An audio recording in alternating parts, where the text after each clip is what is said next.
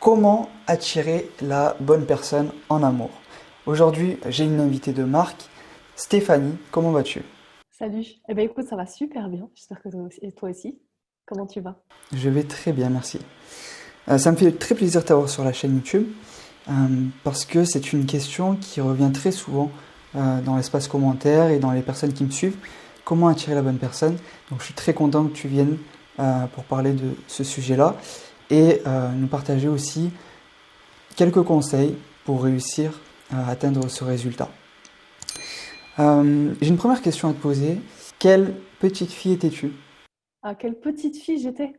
Ah, c'est une question très large auquel je pourrais répondre par plein de trucs. Je dirais que la première chose qui me caractérisait, c'était vraiment la curiosité. J'étais vraiment une fille hyper curieuse qui touchait à tout. Certainement un peu chiante de la part du point de vue des parents, certainement. Moi, je resterais sur la partie curieuse. Comment en es-tu arrivé aujourd'hui à faire ce métier de, de coach en amour? Qu'est-ce qui t'a poussé à faire cela? Alors, ce qui est intéressant, c'est que ce genre de métier, tu vois, on sort pas tout à coup d'une école de coaching en amour et Mm. puis on s'est dit à 15 ans qu'on serait coach en amour. En général, c'est qu'il s'est passé quelque chose dans la vie et c'est exactement ce qui s'est produit. J'étais ingénieure en fait, j'étais ingénieure qualité avant et puis c'était très intellectuel, c'était très chiant en fait, je me retrouvais pas. Puis surtout, il y a quelque chose qui me choquait, c'est que c'était très, très intellectuel et c'était pas du tout émotionnel. C'est-à-dire que vraiment les émotions n'avaient pas du tout leur place. Et je me suis dit, ouais, mais attends, putain, c'est pas ça la vie. Il a fallu que je perde un être très très très très cher, qui a vraiment bouleversé ma vie. Son départ a bouleversé vraiment. Quand je dis bouleversé, ça a mis 100 dessus dessous. Et c'est à partir de ce jour-là où je me suis dit, ok, c'est terminé d'être ingénieur et de faire semblant, d'aller dans l'intellect et de ne pas aller dans les émotions. À partir de maintenant, tu vas juste changer ta vie et tu vas la focaliser. Et tu vas faire en sorte que ta vie tourne autour de ce qui est le plus important. Et ce qui était le plus important à ce moment-là, vraiment pour moi, c'était vraiment comment être heureux dans la vie. C'est-à-dire, ok, c'est bien d'être intellectuel et comprendre des choses, Mm. mais ça fait pas tout, il manque un truc. Donc j'ai bien compris que l'émotion devait aussi venir, avait sa part dans la vie. Ok, je disais, ok, mais l'émotion, c'est-à-dire dans quoi en particulier? Quel support? Les relations humaines, en restant dans les entreprises, donc en bossant pour un employeur, du développement personnel, des relations amoureuses. Et donc je me suis posé cette fameuse question, qu'est-ce qui est le plus important dans la vie? Qu'est-ce qui provoque le plus de bonheur comme le plus de D'accord. douleur? Et c'était clairement les relations amoureuses. Et ça correspondait à un moment de ma vie où simplement, j'ai eu une grosse relation qui a duré longtemps. On a acheté une maison, c'était pacsé. Ça faisait 2 ans, 3 ans que je cherchais à tomber enceinte, enfin bref, le truc. Et puis, je me suis rendu compte un jour qu'en fait, c'était du fake, du faux, du début jusqu'à la fin. J'étais dans un.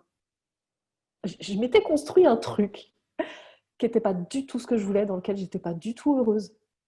Et quand je m'en suis aperçue, je me suis dit, ok, juste stop. Tu as compris, tu viens d'expérimenter que l'amour, c'est la chose la plus importante sur Terre. Et que quand tu n'es pas dedans, quand tu ne te respectes pas, quand tu n'es pas aligné avec tes valeurs qui sont en lien avec l'amour, bah, c'est une coquille vide. C'est-à-dire que tu existes, mais à l'intérieur, il n'y a rien. Et donc, c'est à ce moment-là que j'ai commencé à me dire, ok, fais quelque chose pour changer ça. Et donc, j'ai changé ça, j'ai tout changé. Ma vie professionnelle, je me suis formée au coaching, je me suis formée au coaching en relation amoureuse. J'ai quitté mon compagnon à l'époque, on a vendu la maison, etc., etc. Et c'est comme ça que j'ai construit ma nouvelle vie où je suis totalement moi et heureuse dans cette nouvelle vie et où je suis coach en relation amoureuse. Je vois. Ben déjà, Je félicitations à l'ai fait toi. court, hein, cette histoire, très court. Mhm. Du coup, c'est dans le coaching que tu as su que tu pouvais te spécialiser dans les relations? Faisant du coaching en général, c'est ça que tu Oui, me dis? voilà. Oui, c'est ça. En fait, j'ai pas mis un pied dans le coaching, moi j'ai mis un pied dans le développement personnel. Je cherchais à comprendre pourquoi j'étais malheureuse. C'était vraiment ça. Je cherchais à comprendre pourquoi j'étais vide à l'intérieur de moi. Et c'est en mettant un pied dans le développement personnel c'est là où je me suis vraiment rendu compte qu'en fait, il y avait plusieurs branches, mais que la branche la plus importante, c'était la relation amoureuse. Parce que si tu es riche et que tu as plein d'argent, mais que ta relation amoureuse se passe mal, tu es quelqu'un de pauvre en fait. Et si tu peux avoir tout plein, je sais pas, tout plein d'amis, si à un moment donné, tu n'as pas de relation amoureuse, tu es pauvre aussi intérieurement. Du coup, j'ai une question qui me vient. C'est pour toi, c'est quoi un couple heureux? Pour moi, j'ai une définition très, très différente. Ouf, je vais tout tomber. J'ai une définition très différente de ce qu'on peut parfois entendre, qui est que un couple heureux, bah, c'est un couple qui va, on va se dire tout de suite inconsciemment, qui va durer, tu sais, qui va durer plusieurs années, ou qui s'entend bien, qui s'engueule pas, où il n'y a pas de conflit, où il n'y a pas de dispute. Non. Pour moi, un couple heureux, c'est un couple dans lequel les moments de bonheur sont plus nombreux que les moments de conflit, tout D'accord. simplement. C'est très important de partager cela parce que souvent on pense que la qualité d'une relation, c'est par rapport au... Enfin, on croit qu'une relation heureuse, c'est quand il n'y a que du plaisir, que du bonheur, alors qu'en réalité, on voit que la vie de couple est plus compliquée que ça, euh, que ce que la société ou même Disney peut nous partager, et que ça fait partie d'un couple au final, la souffrance ou les moments un peu plus difficiles, les difficultés. Donc c'est aussi pour moi ce que je partage sur ma chaîne YouTube. Donc pour toi, un couple heureux, euh, c'est un couple qui a plus de moments de bonheur que de moments difficiles, c'est ça? C'est ça. Et là encore, c'est ça qui est très intéressant, c'est que c'est très subjectif en fait. Personne ne peut dire d'un point de vue extérieur, ah bah ce couple-là est heureux, parce que quand tu mesures d'un point de vue extérieur, il y a plus de moments de bonheur que de moments difficiles. Non, absolument pas, parce que ça va être son ressenti à soi. C'est-à-dire, qu'est-ce qu'un moment difficile et qu'est-ce qu'un moment de bonheur? Bah, ça dépend de chacun. Donc ça veut dire qu'il n'y a pas de définition. Tu vois, le couple heureux, il n'y a pas une définition unique que tu peux poser comme ça sur tout le monde. En fait, ça marche pas. Donc pour moi, vraiment, un couple heureux, c'est comment toi tu te définis. C'est comment, quand je dis toi, c'est tout le monde, hein. Comment tout le monde, on se définit en tant que couple heureux. Est-ce que je considère dans mon couple avoir plus de moments de bonheur que de moments euh, difficiles, je préfère dire difficiles. Et si je considère que j'en ai plus, dans ce cas, je fais partie des couples heureux. C'est très intéressant parce qu'au final, tu regardes ton ressenti et le fait de ne pas s'oublier, mais de se mettre aussi son bonheur et son ressenti en priorité, ne pas le mettre de côté. Ouais, complètement. C'est exactement ça. C'est-à-dire, bah, un couple heureux, c'est un couple formé de deux personnes qui sont heureuses. C'est à un moment donné, le couple ne peut pas être heureux si les deux personnes sont heureuses. C'est pour ça que je dis que la définition d'un couple heureux dépend vraiment du point de vue de chaque personne. Si, je vais donner un exemple, ça va être très concret.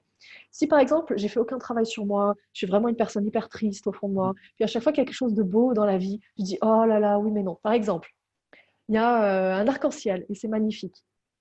Si je suis une personne de triste, je vais pas voir l'arc-en-ciel magnifique. Je vais dire ah ouais, mais il y a un arc-en-ciel parce qu'il pleut quelque part. Encore une fois, il pleut. Tu vois, putain, j'en étais sûre. Dans ce putain de pays, il pleut tout le temps. Voilà. Donc si je suis une personne comme ça, je vais pas pouvoir créer un couple heureux, ça va être très compliqué. Et ma vision des moments de bonheur dans le couple, ils vont être amoindris par mon filtre, par qui je suis. Et je vais avoir l'impression qu'il y a beaucoup de moments difficiles dans mon couple et peu de moments de bonheur.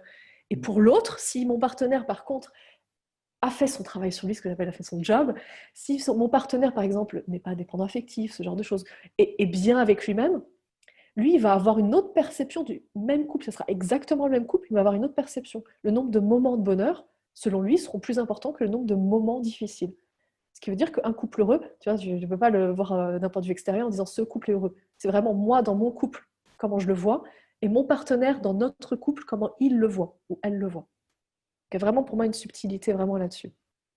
Je voulais que tu nous partages le plus beau moment de ta vie. Le plus beau moment de ma vie, hein, c'est aussi le plus douloureux. Mais forcément, puisque c'est celui où j'ai enseigné le plus de choses, et celui où la vie m'a enseigné le plus de choses, et où j'ai appris le plus de choses, et là où j'ai mené une transformation la plus profonde, c'est au moment où j'ai perdu ma chienne. Elle est morte dans mes bras, je l'ai euthanasiée parce qu'elle avait une tumeur au cerveau, il fallait l'euthanasier, elle est morte dans mes bras. Et quand sa tête a basculé par l'euthanasie, quand j'ai senti que son corps était devenu vide, parce qu'il y a vraiment une différence entre quelqu'un qui dort et quelqu'un qui est mort en fait. On pense que non, on pense que c'est comme dans les films, mais non, absolument pas. Et c'est au moment où j'ai compris vraiment que la vie pouvait s'éteindre en une fraction de seconde, ça a été le pire des moments de ma vie, mais en même temps le plus beau. Parce que j'avais vraiment, vraiment besoin de ça dans ma vie pour devenir qui je suis aujourd'hui. Évidemment, sur l'instant, comme tu t'en doutes, je ne l'ai pas vu comme ça. Je n'ai pas vu ça comme un beau moment. Je me suis dit, c'est tellement douloureux. J'en suis pris en plein là, dans le cœur et dans la face de la douleur, douleur, douleur, douleur massive. Mais en fait, j'ai compris petit à petit, je me suis dit, ok, ce qui m'est arrivé, c'est juste la chose la plus fabuleuse. Et le plus beau moment de ma vie. C'est le plus douloureux aussi, mais c'est le plus beau aussi. D'ailleurs, je fais juste le parallèle, quand tu demandes aux femmes qui ont déjà eu des enfants, en général, le plus beau jour de leur vie, c'est leur accouchement. Enfin, l'accouchement, c'est la naissance. Tu vois ce que je veux dire? Mais Oui. si tu veux atteindre vraiment une grosse percée et avoir un moment exceptionnel dans ta vie, ça nécessite de toucher vraiment profondément des moments de douleur. Donc voilà, c'est juste pour expliquer comment c'est possible qu'un moment si douloureux de ma vie soit aussi le plus beau. Alors du coup, j'ai une autre question. Quel est le plus beau moment de ta vie amoureuse? Est-ce un moment aussi difficile? Le plus beau moment, ça a été avec un de mes ex-partenaires, qui est, enfin je pense que je peux le dire au présent quoi, une âme sœur. Donc je fais bien cette grande différence entre une relation très fusionnelle et une autre relation, une relation plus classique. Et avec cet homme-là, c'était une relation extrêmement fusionnelle, où on s'y perdait totalement, tous les deux, c'est-à-dire c'était un truc de fou, mais en même temps c'était extrêmement destructeur et dévastateur. Et je me souviens, on a passé une journée ensemble. Donc on était ensemble, puis on s'est séparés, puis on était ensemble, on s'est remis ensemble, puis on s'est séparés, puis on s'est remis ensemble, on s'est séparés jusqu'à ce qu'on arrête complètement, parce qu'on a vu qu'on pouvait, on n'y arrivait pas. Mais quand on était séparés, on s'est revus une fois et on a quand même passé une journée ensemble. Et ça a été une journée du début jusqu'à la fin où il y avait une telle connexion entre nous, une telle complicité, au-delà des mots. C'était vraiment un moment, pendant toute la journée, il n'y avait pas besoin de parler pour se comprendre. C'est un peu comme si on formait vraiment un tout. Ça, c'était vraiment le plus beau moment euh, de ma vie amoureuse. Si je te demande cela, c'est aussi parce que souvent ça nous arrive, après plusieurs ruptures, plusieurs trahisons, de ne plus croire en l'amour. Et on en oublie en fait les beaux moments qu'on peut avoir dans notre vie amoureuse, euh, les moments de bonheur qu'on peut avoir à deux. Et au fur et à mesure du temps où du coup on reste seul, on oublie un peu cette partie-là et on se rappelle juste de la souffrance qu'on a eue pendant la rupture ou autre. Et c'est super important de se rappeler de ça parce qu'au final, si on s'était mis en relation avec cette personne, euh, pour beaucoup de gens, c'était pour créer une relation, construire une relation qui dure. Et donc de ne pas lâcher, qu'est-ce que tu dirais à une personne qui ne croit plus en l'amour aujourd'hui? Je pense pas qu'il y ait vraiment des gens qui ne croient plus, ça c'est français, qui ne croient plus du tout en l'amour, tu vois. Je pense pas. Je pense que tout le monde, même les personnes qui ont été les plus blessées, tout le monde continue et veut croire que c'est possible, veut croire que ça va arriver. Que oui, même si la personne est célibataire, tu vois, si Jean-Paul il est célibataire depuis 10 ans, il continue à croire qu'il va la rencontrer, cette femme magnifique, extraordinaire, avec qui il va partager une vie vraiment, mais vraiment sublime. Il va la rencontrer.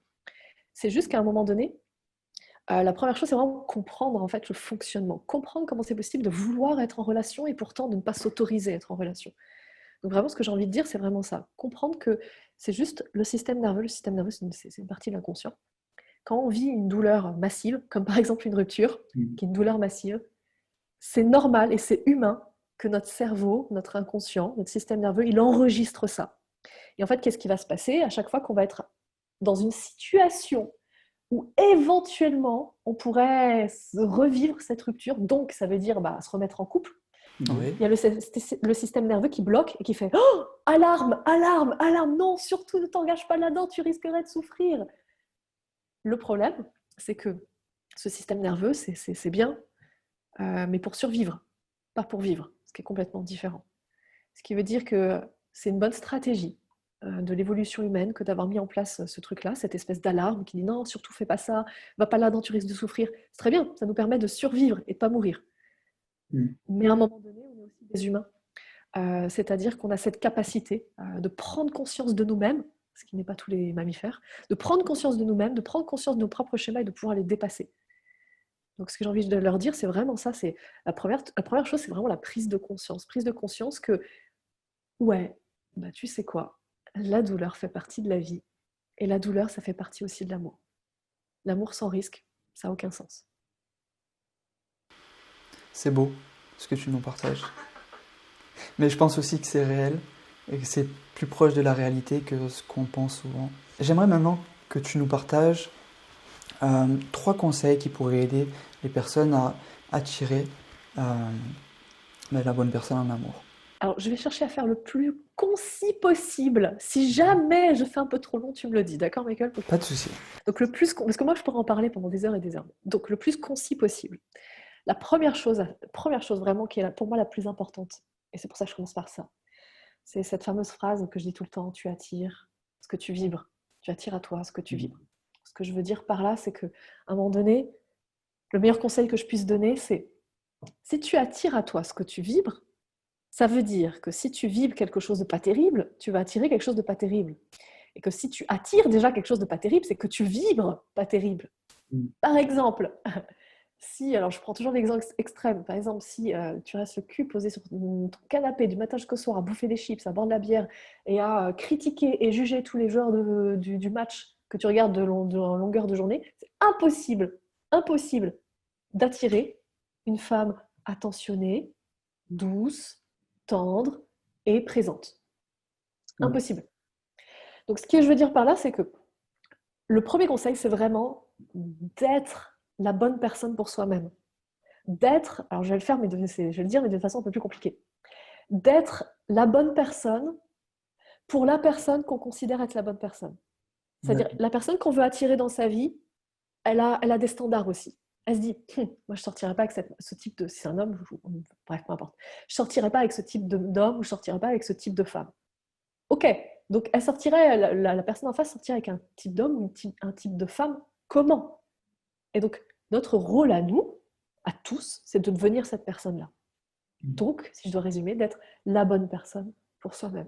C'est vraiment le conseil, le premier conseil. Et cela permet aussi de correspondre davantage à la personne. Et ça aide sur la vie de couple et le long terme, du coup. Mais oui, mais c'est ça. C'est-à-dire ça, c'est un conseil évidemment pour attirer la bonne personne, mais c'est un conseil à vitam aeternam. Même quand tu es en couple, c'est pas au moment où tu es en couple où il faut arrêter les efforts. Ça, tu le sais pertinemment. Euh, Ce conseil-là, il a aussi à appliquer une fois que tu as trouvé la bonne personne, parce que tu sais quoi, le couple, ça évolue constamment, constamment, constamment. Ça, c'est vraiment le premier conseil. J'aime bien le dire sous cette forme-là, mais si tu veux, si tu es une femme et que tu veux attirer Brad Pitt, deviens Angelina Jolie. Et si tu es un homme et que tu veux attirer Angelina Jolie, tu dois devenir Brad Pitt. Tu Ouais. ne peux pas te permettre d'être un mec lambda qui critique tout ce qui bouge. Si tu veux attirer une Angelina Jolie, c'est impossible. Donc, si tu veux attirer quelqu'un avec un certain standard, tu dois devoir élever toi-même ton propre standard à tes propres yeux. C'est vraiment le premier conseil. J'espère avoir été super concise. J'ai fait mon maximum, vraiment. Donc la deuxième chose, c'est pour moi élever son niveau de connaissance et de compétence en amour. Mm. Donc les connaissances, c'est ce qu'on sait, et les compétences, c'est ce qu'on sait et qu'on a mis en application. Pour moi, c'est vraiment élever ça, agrandir son niveau de connaissance, parce que c'est facile d'attirer quelqu'un, vraiment. C'est extrêmement difficile d'attirer la bonne personne. C'est facile d'attirer quelqu'un, n'importe qui peut Mm. sortir dans la rue, faire coucou. Surtout pour une femme, c'est encore plus facile, mais même pour un homme, faut pas croire, c'est très facile. Il suffit d'aborder un certain nombre de femmes, et il y en a forcément une qui va dire oui. Pour une femme, il suffit d'aborder un certain nombre d'hommes, il y en a au moins un qui va dire oui. Et ça y est, tu as attiré quelqu'un dans ta vie. Donc le plus difficile, c'est d'attirer la bonne personne. Et pour ça, ça va nécessiter quelques connaissances en amour, c'est-à-dire la connaissance du féminin et du masculin, la connaissance de la polarité dans le couple, la connaissance de la gestion de conflits, de la gestion des émotions, la communication, par exemple, la communication non violente, on l'appelle comme ça, moi j'aime bien l'appeler la communication consciente. Et je prends souvent ce parallèle, mais vouloir vraiment attirer quelqu'un, la bonne personne dans sa vie, mais vraiment, et ne pas connaître les règles qu'il y a Mm. en amour, c'est un peu comme jouer au handball sans connaître les règles. Ouais, pour moi, c'est ça. C'est, tu peux donner un coup de pied dans le ballon, puis on te dit, bah non, c'est pas avec le pied qu'on joue. Ah bon? Et hop, tu sors du jeu, tu vois. Pour moi, c'est exactement la même chose. Et vraiment, le deuxième conseil, c'est améliorer, regarder des vidéos, aller voir sur des chaînes YouTube, acheter des livres sur le sujet, peu importe, mais Mm. augmentez vraiment votre niveau de connaissance sur l'amour, parce que c'est quelque chose qu'on ne nous apprend pas à l'école. C'est vraiment dommage, parce que c'est vraiment ce qui provoque le plus de bonheur ou le plus de douleur, l'amour, dans la vie. Donc, si c'est quelque chose qu'on ne nous apprend pas à l'école, ok, bah, c'est comme ça, donc à faire avec. Comment on fait pour améliorer ça? Acheter des livres, suivez des formations, regardez des vidéos sur YouTube. Améliorer, élever votre niveau de connaissance là-dessus. J'aimerais te demander comment toi t'as appris ces connaissances-là. Est-ce que tu t'es plus formé avec des livres ou des vidéos? Moi, j'ai fait le combo. J'ai suivi une formation dessus, j'ai regardé plein de vidéos, j'ai suivi des formations en ligne, donc présentiel, en ligne, formation en ligne. J'ai regardé des vidéos et puis j'ai lu des livres aussi là-dessus. D'accord. Et est-ce que tu aurais un troisième et dernier conseil?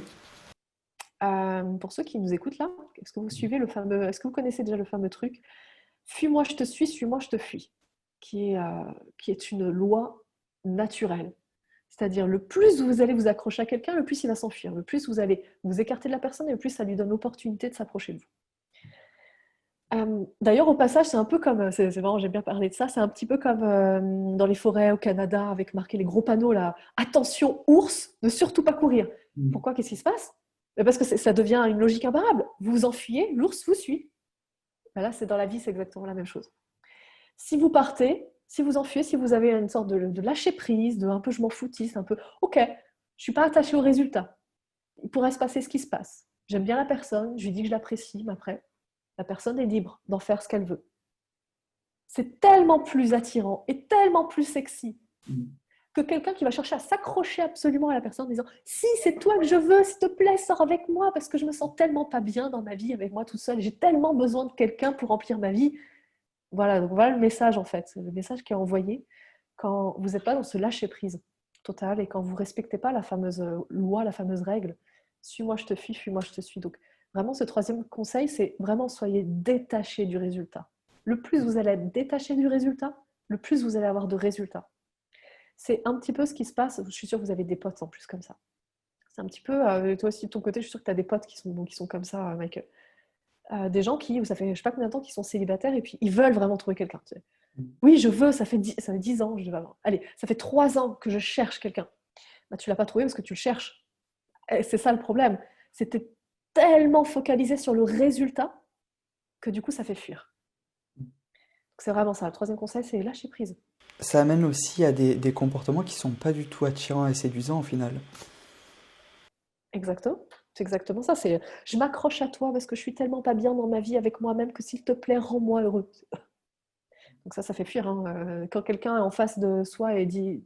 Alors, inconsciemment, on voit ça comme signal, parce que ça se passe dans l'inconscient, mais quand on envoie ça, c'est capté. On arrive à déterminer si quelqu'un peut nous nuire ou ne pas nous nuire en une fraction de seconde. Donc on capte plein de choses. Il ne faut pas croire qu'on capte que ce qu'on entend. Non, non. Il suffit de voir quelqu'un pour savoir exactement quel va être son comportement à notre égard. Et quand le comportement à notre égard, c'est s'il te plaît, viens, partage ma vie avec moi parce que je suis tellement malheureux, tellement malheureuse toute seule, c'est juste la pire chose à faire parce que ça donne juste envie de s'enfuir. Vraiment. J'aimerais te demander, puisque toi, les personnes que tu accompagnes, tu les aides à attirer la bonne personne afin d'avoir une relation euh, heureuse et harmonieuse. En parallèle, il y a plein d'autres coachs sur YouTube, plus en séduction, qui, euh, qui ont plus la méthode de drague à enchaîner les rencontres pour espérer trouver la bonne. Euh, je pense que tu es... J'aimerais savoir quel est ton avis là-dessus. Est-ce qu'il faut rencontrer beaucoup de personnes ou est-ce qu'il faut peut-être aller soit dans des endroits qui nous correspondent plus ou où il y a d'autres facteurs comme cela? Les deux en fait. Ma réponse sera jamais tranchée noir ou blanc parce que dans la vie, il n'y a jamais rien qui est noir ou jamais rien qui est blanc. C'est toujours une nuance de gris. Donc ma réponse sera toujours la même. Là aussi, c'est une nuance de gris, mais je vais expliquer pourquoi. Parce que en effet, statistiquement, c'est mieux d'augmenter ses chances. C'est-à-dire, le plus tu rencontres de quelqu'un, le plus tu rencontres de monde, et le plus statistiquement, il y a une probabilité que tu tombes sur une personne qui peut être la bonne personne. Il n'y a pas une bonne personne sur Terre, il y en a plusieurs. Donc statistiquement, oui, c'est bien de savoir faire des rencontres. Par contre, ça pose un sérieux problème, parce que là, on parle que de la surface, et on ne parle pas du réel problème. C'est parce qu'en général, c'est même pas en général, c'est à 100% des cas, jamais accompagné une personne qui ne soit pas dans ce cas-là. Le vrai problème n'est pas la statistique, n'est pas le nombre de personnes que tu rencontres ou où tu les rencontres, tu vois. Je dis souvent ça à mes clients, le but, c'est pas de t'inscrire sur un site de rencontre si tu n'es pas aligné avec le site de rencontre. Le but est d'être aligné avec toi-même, c'est-à-dire, fais d'abord des choses qui te plaisent, c'est vraiment ça le truc. Fais d'abord des choses qui te plaisent, fais des activités dans lesquelles tu t'éclates parce que tu as envie de faire cette activité, non pas parce que tu as envie de rencontrer quelqu'un. C'est parce que tu te plais là-dedans. Et le plus tu vas faire un truc qui te plaît, le plus tu vas rayonner. Le plus tu vas rayonner, et le plus les gens vont venir à toi. Et le plus les gens vont venir à toi, le plus tu augmentes tes statistiques de rencontrer la bonne personne. En tout cas, les bonnes personnes. Donc tu vois, ça fonctionne quand même. Les coachs en séduction, il y a une partie qui fonctionne, mais ce n'est pas suffisant, c'est que de la surface. Clairement, c'est que de la surface. C'est une première étape. Ok, augmenter le nombre de rencontres. Ok. Mais ensuite, si tu es mal avec toi-même et que tu rencontres la bonne personne, au passage, la bonne personne n'existera pas parce que tu seras mal avec toi-même. Bon, admettons, tu rencontres la bonne personne, elle te verra même pas et tu la verras même pas parce que tu es mal avec toi-même. Donc le vrai sujet, c'est d'aller plus en profondeur. Pourrais-tu me dire, me récapituler rapidement les 3 conseils que tu nous as partagés qui peut aider une personne à attirer la personne qui lui correspond? Yes, donc on récapitule. Conseil number 1, Mm. sois la bonne personne pour toi-même. Premier conseil, toi qui m'écoutes, sois la bonne personne pour toi-même. Deviens la bonne personne que la personne qui est la bonne personne pour toi recherche. Voilà. C'est beaucoup plus clair. La première phrase que je dis, c'est beaucoup plus clair. Le deuxième conseil, c'est développe et augmente tes connaissances en amour. Si tu sais rien, ça va être compliqué de garder, d'attirer, de garder, de maintenir la bonne personne dans ta vie. Et le troisième conseil, c'est lâche prise. T'attache pas aux résultats. Vis ta vie, deviens d'abord heureux avec toi-même. T'attaches pas aux résultats, et tu sais quoi? T'en fais pas. La bonne personne va arriver. Elle va forcément arriver.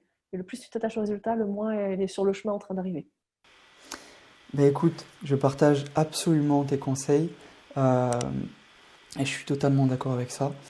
Aurais-tu quelque chose à proposer pour les personnes qui veulent aller plus loin avec toi? Oui, bien sûr. Alors, ça va être sous forme de quiz. Je vous propose de passer un quiz en ligne. C'est un quiz que je vous offre.